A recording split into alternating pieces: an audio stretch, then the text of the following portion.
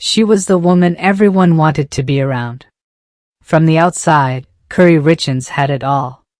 The perfect marriage, 3 beautiful kids, and a career as a successful author writing books to help children cope with grief. But sometimes, the people who spend the most time writing about loss are the ones who know exactly how to cause it. Today, we're peeling back the layers on a case that didn't start as a murder investigation. It started as a tragedy. And by the end of this episode, you'll see why investigators realized that everything they were told, and everything they saw that night, was part of a much darker story. Her name is Kouri Richins. And to everyone who knew her, friends, neighbors, business associates, the broader Utah community she moved through with such effortless charm, she looked exactly like the perfect wife. And when her husband died, she was heartbroken. Anyone who saw her could see it. She spoke about him with tenderness. She threw herself into her children, into her work, into her grief. She even wrote a book, a children's book, about how to help little ones understand the loss of a parent. She appeared on radio shows to promote it. She gave interviews.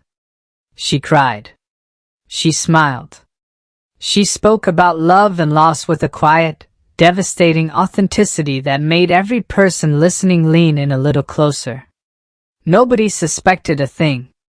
This is the story of Kouri Richins. And it begins, as so many of these stories do, not with a crime, but with a life that looked, from the outside, completely ordinary.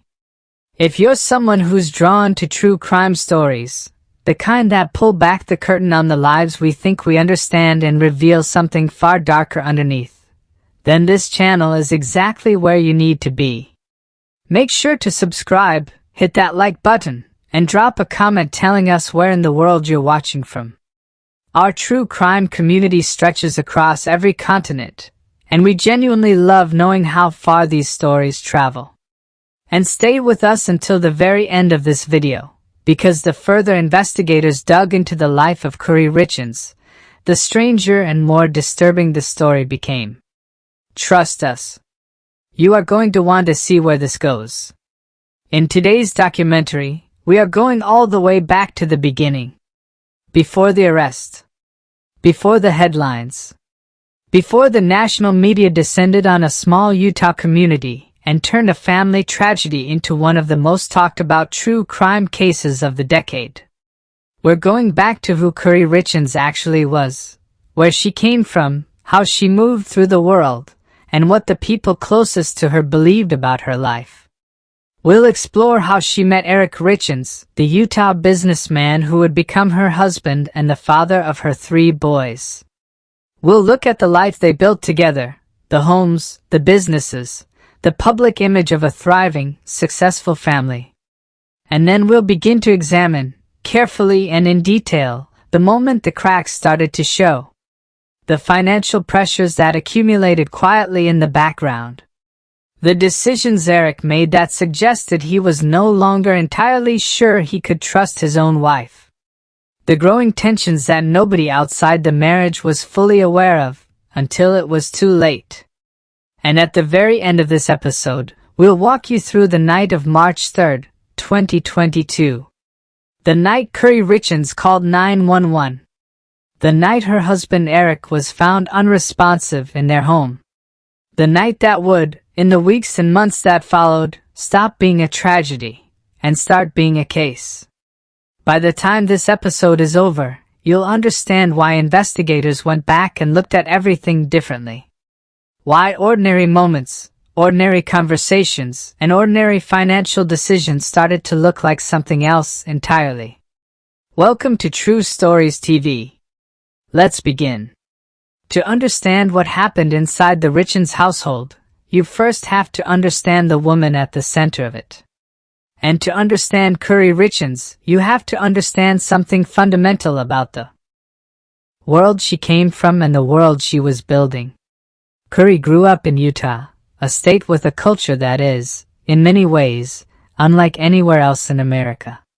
Communities there are tight-knit in a way that goes beyond geography, woven together by shared faith, shared values, shared social structures that make everyone's life a little bit visible to everyone else around them. In that world, reputation matters enormously. How you present yourself to your neighbors, to your church community, to the other parents at school pickup, these things carry real weight. They shape how people see you, how they trust you, how they invite you into their lives. And by those standards, Kouri Richins was, by most accounts, extremely good at the presentation. People who knew her describe a woman who was magnetic, engaging, someone who made you feel heard, who was quick with a laugh, who moved through social situations with a confidence that could easily be mistaken for ease. She was the kind of person communities tend to elevate, the kind of person who ends up on committees, who volunteers, who shows up when things need to get done. But Kouri wasn't just a social presence. She was also professionally ambitious in ways that went beyond the domestic sphere. Real estate, in particular, seemed to suit her. The business rewards exactly the kinds of skills she appeared to have in abundance. The ability to read people, to build relationships quickly, to project confidence even in uncertain situations, to close. Real estate is, at its heart, a performance industry, and Kouri Richins, by all appearances, was a gifted performer. She pursued her real estate interests with genuine energy. She wasn't content to dabble. She wanted to build something, to grow, to accumulate. And in a region where property development and real estate investment had been a reliable path to wealth for decades, she had chosen a field with real potential. The question, a question that would eventually become very important, was how she managed the gap between the life she was building and the life she was publicly projecting. Because there is something important to understand about ambition. Unchecked, unsupported, and unmoored from reality, ambition has a way of generating pressure. And pressure, over time, has a way of producing desperation. The people who knew Kouri Richins in the early years of her adult life saw the ambition clearly. What they didn't always see was what was happening underneath it, what was driving it, and what it was costing. But before we get to the costs, before we get to any of that, we need to go back to the beginning of the marriage. Because the story of Kouri Richins is, at its core, a story about two people. And to understand what happened between them, you need to understand who Eric Richins was too. Eric Richins was, by the accounts of people who knew him, a fundamentally different kind of person than his wife. Where Kouri was outward-facing, social, energetic, focused on the room she was in and the impression she was making, Eric was more internally oriented, careful, methodical. The kind of man who thought before he spoke, who read the fine print, who kept close watch on the details of his financial life with the diligence of someone who understood, perhaps better than most, that wealth is not a destination but a practice. It requires maintenance, attention, discipline. Eric was a businessman. Utah has a particular strain of entrepreneurial culture, men and women who build businesses through networks of trust, through handshakes and community relationships, through the kind of social capital that accumulates slowly in a place where everyone knows everyone. Eric moved through that world competently. He had resources. He had connections. He had the kind of financial foundation that, to someone looking at it from the outside, appeared stable and secure. When Kouri and Eric came together, the pairing must have seemed, to the people around them, almost intuitive. She had the social energy. He had the financial grounding. She was building. He was established. On paper, and in the way they presented themselves to their community, they looked like a natural fit, two people who complemented each other, who were pointed in the same direction, who were building something together. They married. They started a family. 3 boys, one after another, filling a home with the particular beautiful chaos of young children, noise and mess and laughter and need and the constant, exhausting, irreplaceable work of being parents. By any visible measure, the Richins family was thriving. And here is where the documentary has to do something that every true crime story must eventually do. It has to ask you to hold two contradictory things in your mind at the same time. Because the picture we've been describing, the successful businessman, the ambitious wife, the growing family, the community standing, the home in Utah, that picture was, in many ways, real. It wasn't entirely fabricated. The children were real. The home was real. The community relationships were real. Some of the success was real.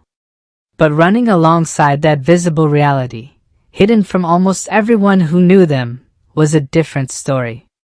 A story about money. About control.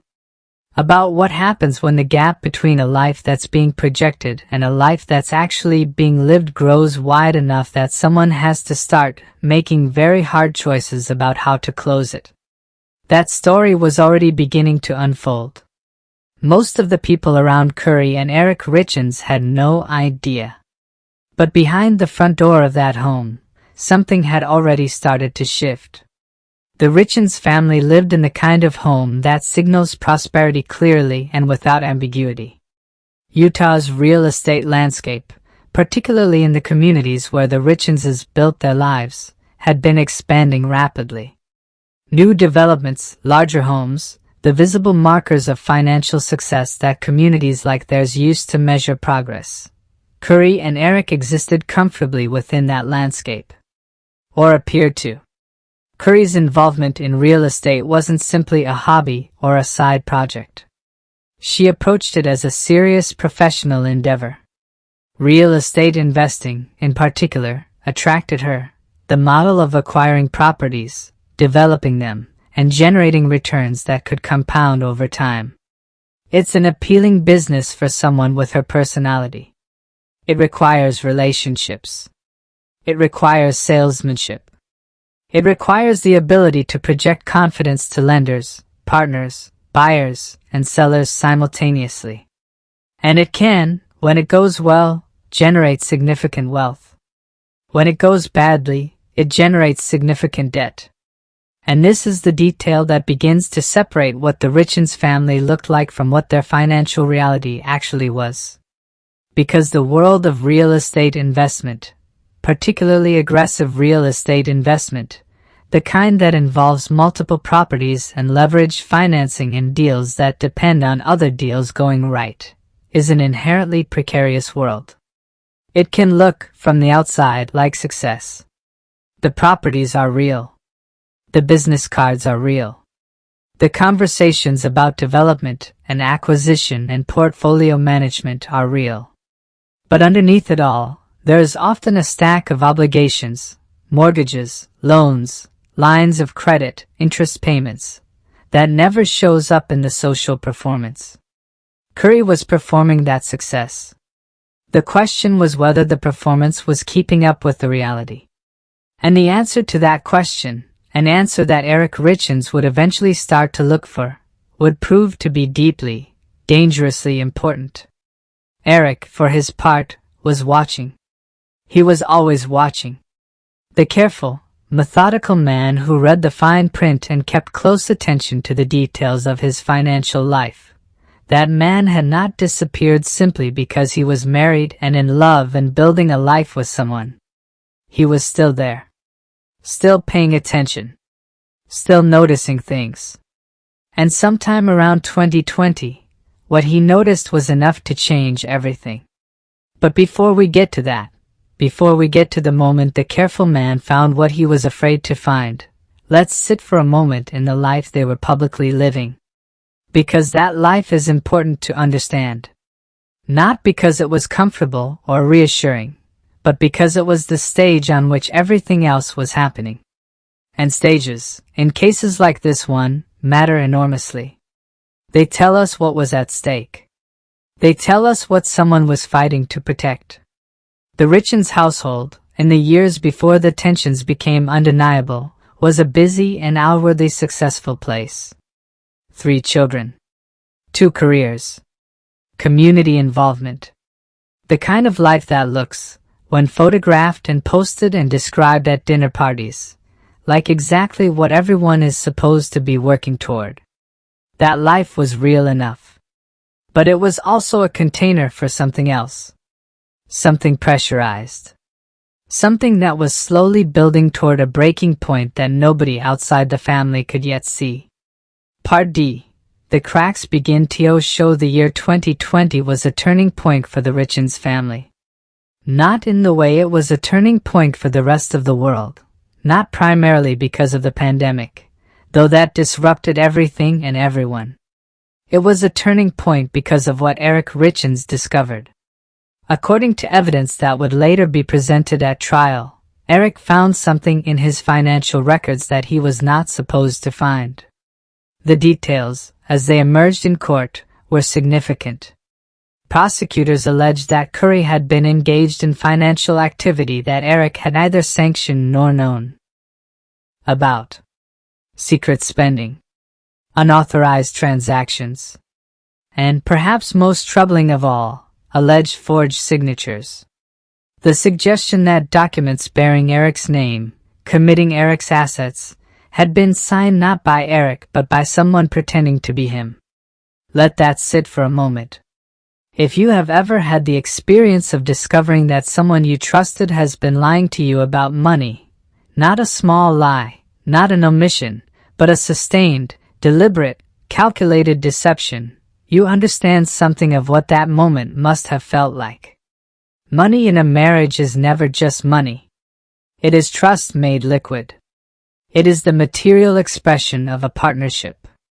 When someone violates that, they are not just creating a financial problem. They are saying something about who they are and what they think of you. Eric Richins, the careful man who paid attention to details, had apparently been paying attention to the wrong details. Or perhaps, and this is a thought that must have occurred to him as the picture came into focus, he had simply trusted the wrong person. What he did next was significant. According to later reporting and evidence presented at trial, Eric began to quietly restructure his financial affairs. He worked with family members. He moved assets. He changed estate planning arrangements in ways that shifted control away from Kouri and toward other people he trusted more. He built, in essence, financial walls, not dramatic ones, not announced ones, but quiet and deliberate ones, around resources that he was no longer confident were safe with her. He did this without making it a public confrontation. He did not file for divorce. He did not throw Kouri out of the home. He did not, as far as anyone publicly knew, make any dramatic moves at all. What he did instead was methodical and careful, and entirely in keeping with the kind of man he was. He protected himself. Quietly. And then he continued living in the same house with the woman he was protecting himself from. Now ask yourself, what does that look like from the inside? Imagine living in a home with someone who has discovered your deception. Someone who knows, or suspects, what you have done. Someone who has begun, quietly and without announcement, to close the financial doors that had been open to you. Someone who is still there, still present at dinner, still a parent to your children, still sleeping under the same roof, but whose trust in you has been permanently and perhaps irrevocably broken. What does a person in that position do? Do they confess? Do they try to repair? Do they leave? Or do they double down, keep performing, keep projecting, keep maintaining the surface of the life they have built while the foundation crumbles beneath it? We do not know exactly what was said between Kouri and Eric Richins in the months that followed his discovery. We know what investigators later pieced together. We know what the financial records showed. We know what the estate planning changes revealed. But the private conversations inside that house, those, we can only imagine. What we do know is that 2021 brought no resolution. If anything, the pressures intensified. Prosecutors would later argue that the debts continued to accumulate. That the financial strain continued to worsen. That Kouri's access to the resources she needed, the resources she had apparently been accessing without permission, was increasingly and deliberately restricted. The walls Eric had quietly built were working, and the person on the other side of them was feeling the squeeze. The marriage was not, by any external appearance, over. The family was still intact. The children were still in the home. The public image was still being maintained. But inside that marriage, according to the picture that prosecutors would later paint for a jury, something very dark was growing. A desperation that had no obvious outlet. A financial crisis that couldn't be publicly acknowledged. And a husband who knew too much. What happens next is where the story moves from painful to something else entirely. Because sometime in the months that followed, the desperation inside that marriage allegedly crossed a line that no amount of debt or betrayal or marital tension can justify or explain. It crossed the line into something that prosecutors would call attempted murder. The date was Valentine's Day, February 2022. Valentine's Day is, of all the days in the calendar year, perhaps the one most freighted with the mythology of romantic love. Hearts and flowers and candlelight and the performance of devotion. It is a day that asks couples to demonstrate, publicly and privately, that they choose each other. That the partnership is real. That the feeling is still there. In the Richins household in February of 2022, Valentine's Day took on a very different meaning. Or so prosecutors would allege.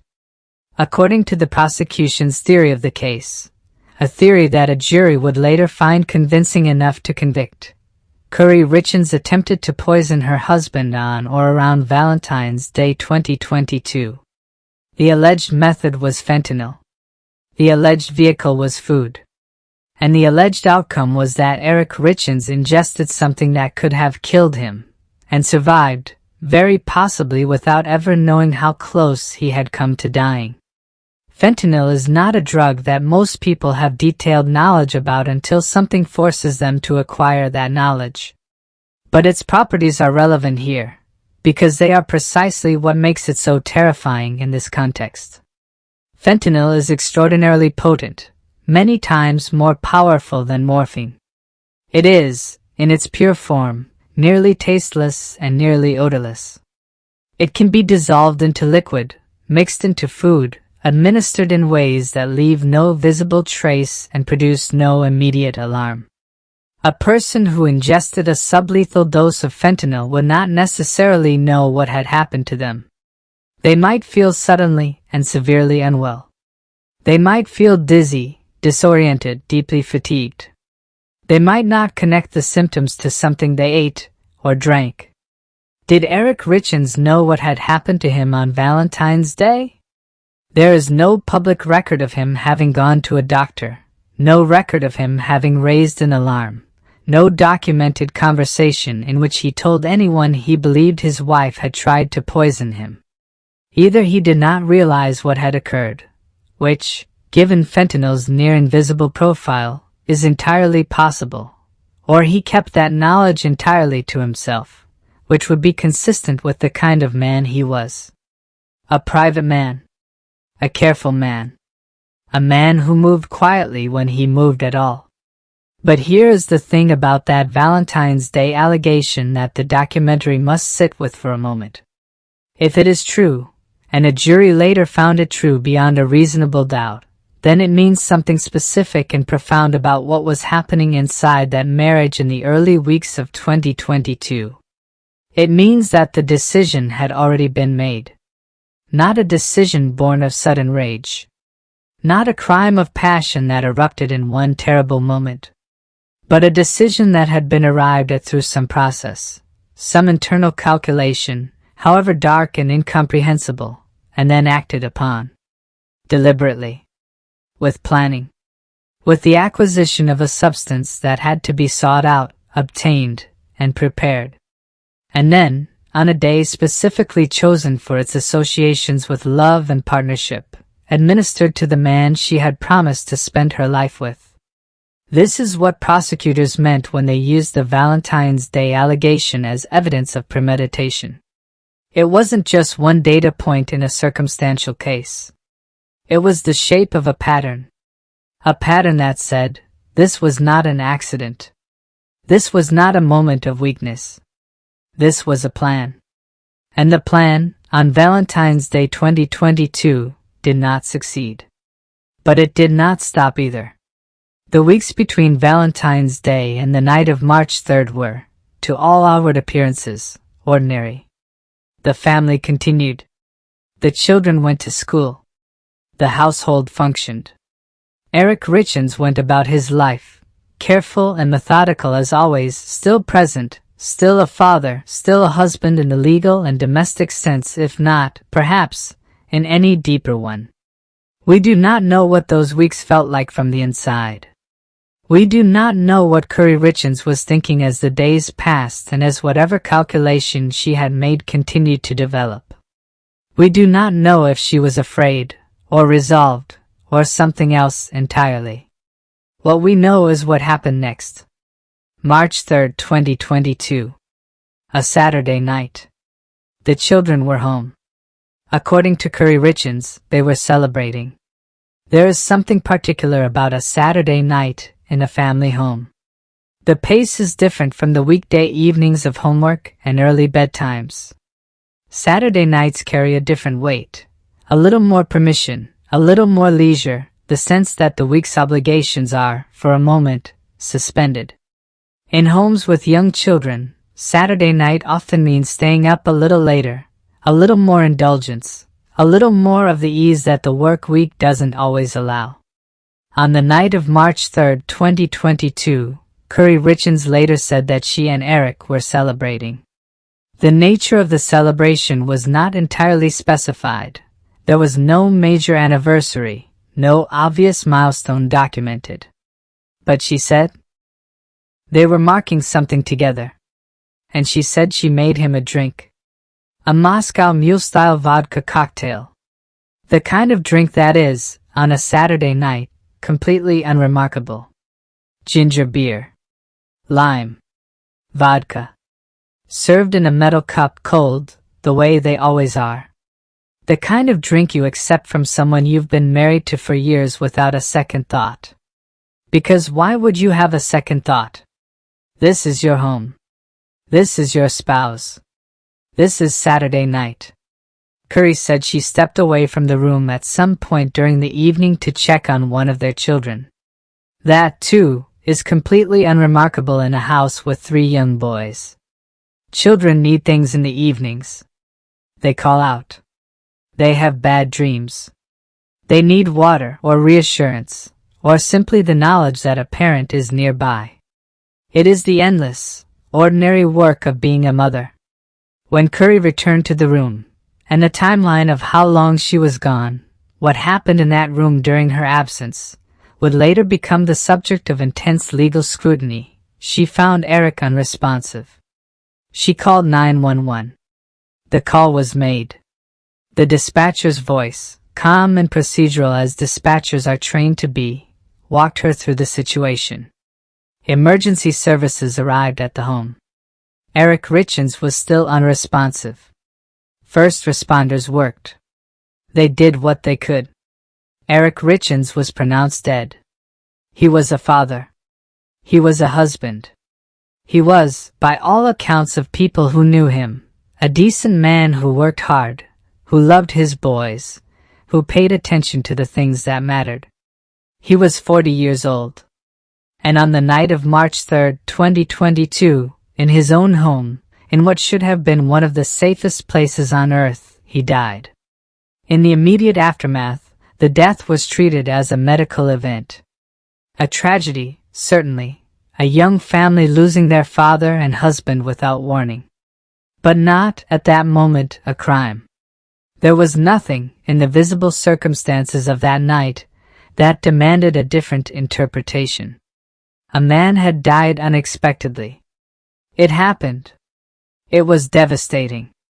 And the community around the Richins family moved to do what communities do in those moments: to offer support, to grieve alongside them, to help the widow and her 3 young sons through the unimaginable.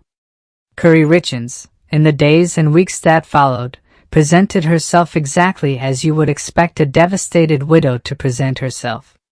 She was grief-stricken. She was a mother trying to hold her family together in the face of the unsurvivable. She was, to all appearances, a woman whose life had been torn in half. Nobody questioned it. Why would they? But somewhere, in a laboratory, a process had begun. Standard procedure when someone dies unexpectedly is to order a toxicology screen.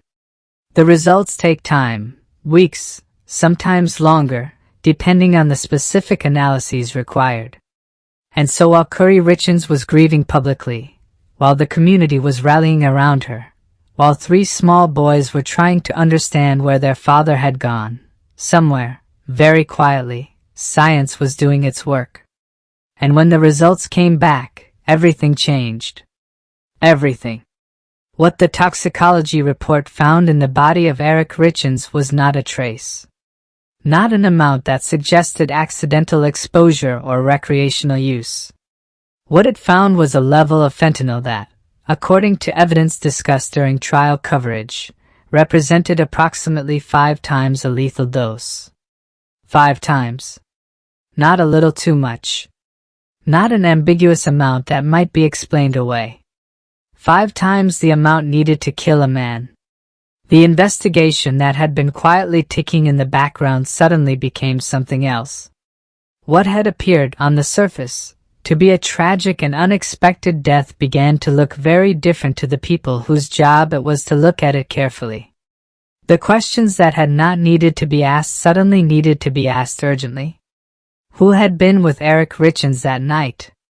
Who had made him a drink? Who had been alone in that room with him?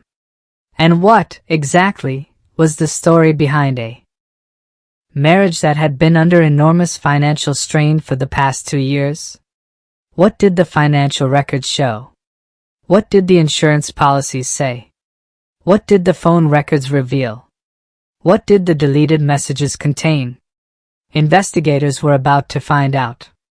And what they were about to uncover, layer by layer, document by document, conversation by conversation, was going to transform the story of Kouri Richins from a grieving widow's tragedy into something that would eventually capture the attention of the entire country. But that is the story of part 2. Because the toxicology report was only the beginning. The investigation that followed it was long, complex, and deeply contested. And in the middle of it, in the strange, surreal middle of a murder investigation that was still not yet public, Kouri Richins did something that nobody expected. Something that, when it was eventually seen in context, would become the single most arresting detail in a story full of arresting details. She wrote a book about grief. She appeared on the radio to promote it. She gave interviews. She cried. She spoke about loss and love and what it means to help a child understand that a parent is never truly gone. And then she was arrested for murder. For a brief moment, before the toxicology results were known, before the investigators began to look closer, before anyone outside a very small circle understood what the science was about to reveal, the death of Eric Richins looked like nothing more than a heartbreaking loss. A family shattered by tragedy. A widow left to raise 3 boys alone. A community reaching out in grief. But the toxicology report was already in the system. The results were coming.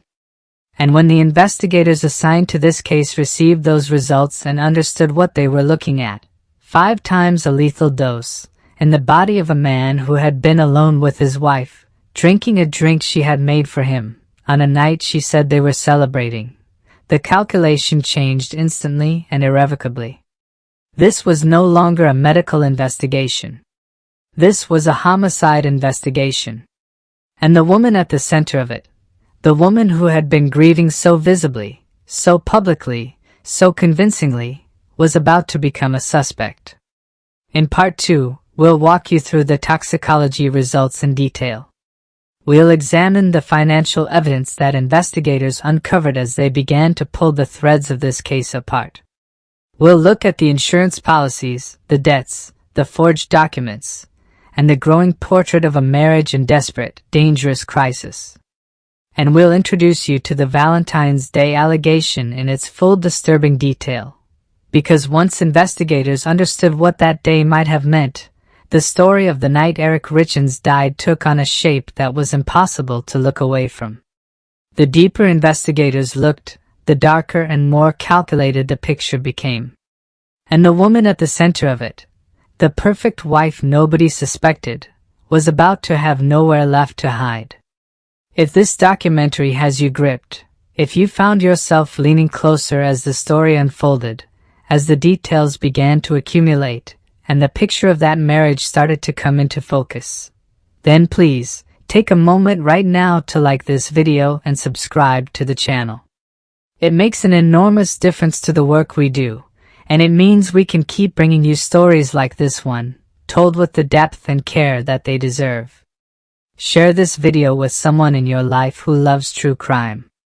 Drop a comment below telling us what stood out to you most from this episode. Was it the financial deception? The quiet way Eric restructured his affairs when he discovered what was happening? The Valentine's Day allegation and what it implies about the timeline? Or simply the image of a woman promoting a grief book while investigators were quietly building a murder case around her? Let us know. We honestly read every single comment. And join us for part 2, where we examine the toxicology report that transformed this case from a tragedy into a criminal investigation, and where the story of Kouri Richins gets significantly and disturbingly darker. We'll see you there.